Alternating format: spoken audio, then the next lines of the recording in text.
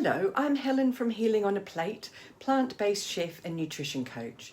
Welcome to episode 2 of our mini Veganuary series. These days, I think most people know that incorporating more plant-based meals into your diet is good for your health and good for the planet. So what are some of the problems that prevent people from eating more plants?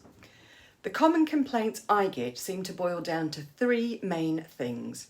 It takes too long to cook a meal, it's too complicated, there are too many unusual or hard to find ingredients, and they're too expensive.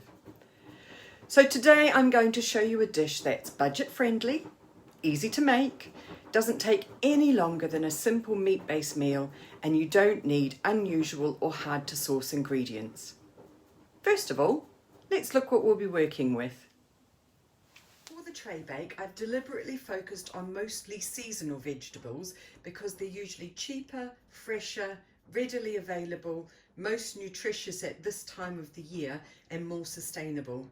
And we're often told to eat the rainbow, so I've tried to add as many colours as possible. We have squash, beetroot, cauliflower, celeriac, potato, mushrooms, Brussels sprouts and fennel. You don't need to use all of these. If you take a look at the details section below, there are other seasonal veggies listed that are available at this time of the year. We will be using chickpeas as our main protein source. They are also high in fibre, which most people don't get enough of. And these herbs and spices are all available at most supermarkets. We've got smoked paprika, garlic, rosemary and thyme, and these will all give the dish a familiar meaty flavour. This ingredient is nutritional yeast. You can find it in the major supermarkets or online. It's a flavour enhancer and is a good source of vitamin B12, which isn't readily available in most plant-based foods unless they're fortified. It's not an essential ingredient for this dish, but it does add to the flavour. And lastly, we have asafoetida. This Ayurvedic spice is also available in the herbs and spices section of the major supermarkets. If you have digestive issues or find that alliums, such as garlic and onions, cause bloating, a pinch of this is an excellent substitute. I tend to use this myself in any recipes that call for onions or garlic. Fennel is also a good substitute for the alliums. And for those who want to add a barbecue sauce, we will be using passata, smoked paprika, garlic powder, the sea salt, maple syrup, and I'm using apple cider vinegar, but you could use red wine vinegar or white wine vinegar as well. So let's go.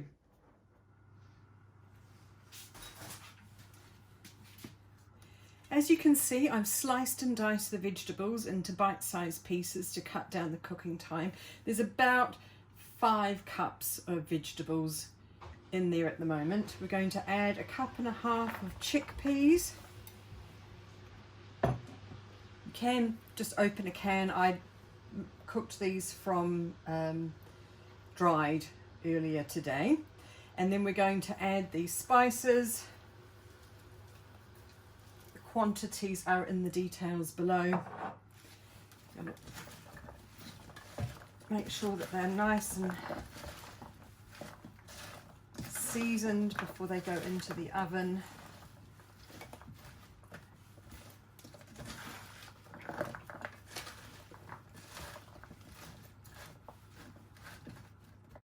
Right, I've preheated the oven to 180 degrees. I'm going to put this in here now for about 20 minutes and then I'll check on it, which gives us plenty of time to make the barbecue sauce. Right, this part is even easier than the tray bake. There's a cup of passata just gone into the pan, to which I'm adding the smoked paprika, thyme, salt. I'm using asafoetida, but otherwise it would be garlic powder. And then there's a teaspoon each of apple cider vinegar and maple syrup. Just bring it to a simmer for a few minutes until it goes a deeper red. This is a couple of minutes later.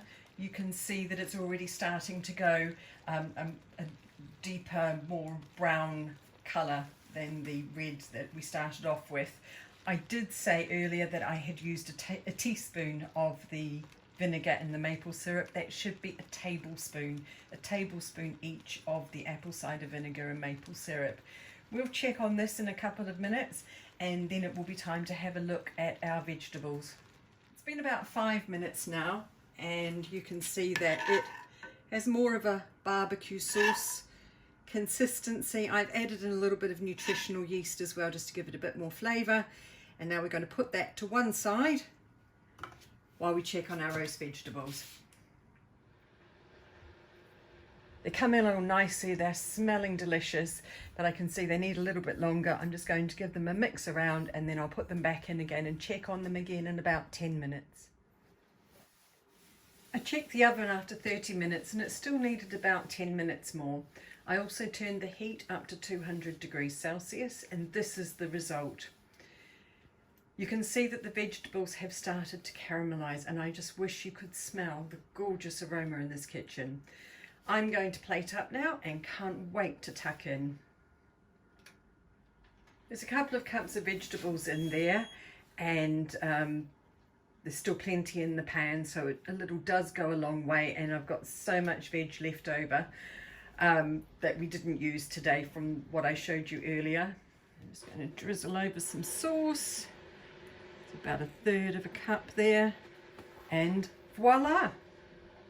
Thanks for watching. If you're enjoying the series so far, please give the channel a thumbs up and subscribe.